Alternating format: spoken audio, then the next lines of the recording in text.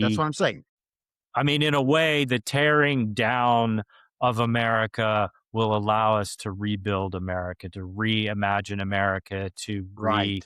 recreate it in a way that, I mean, let's look at it. I mean, I would say, because I grew up in West Virginia, a rural, poor, very white area. And there are a lot of places like that. And you can kind of extrapolate across rural America.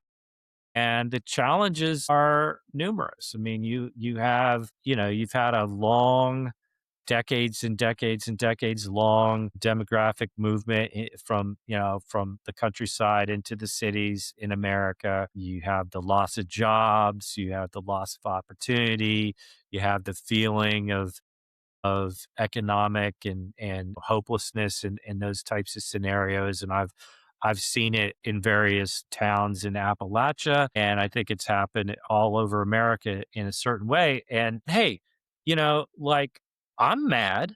I've been mad for a while that we can't get unquestioned, unfettered access to healthcare when we need it as citizens of the richest country on the planet. And that makes me angry. And I think that makes other people angry. And I think, no matter who it is, working class, middle class, I don't think you're wrong if you feel like you're being screwed. You probably should be angry, but just Right. let's be angry at the right people and Correct. the right things that are causing the pain so that we can get past that to what are we going to do to fix it? Because again, I say all of it can be fixed.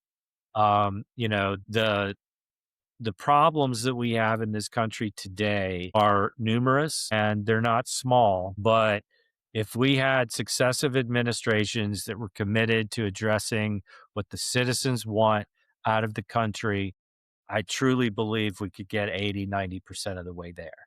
And I'm okay with that. I'm okay with not getting 100% of what I want. And I hope most of you listeners are as well.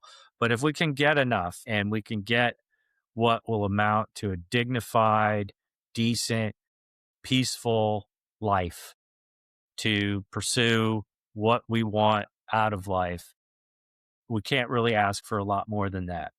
And that's not what's being served up. That's not what Trump and MAGA are ever going to deliver because they don't care about any of that. They don't spend their time thinking about any of that. You've got to Correct. get this through your head, which is they are looking to amass power without accountability so that they can steal as much money as they possibly can. That's how base these people are. So, like, let's not have conversations about three-dimensional chess.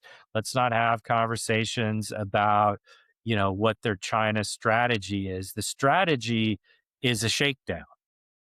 And the strategy is that of a bully to intimidate. And if it doesn't, I mean, look at them. They're willing to intimidate anybody. They've already said that anyone who isn't MAGA is a domestic terrorist, is an enemy. They've labeled everyone in this country who disagrees with them as an enemy. Imagine that. Let that sink in for a minute.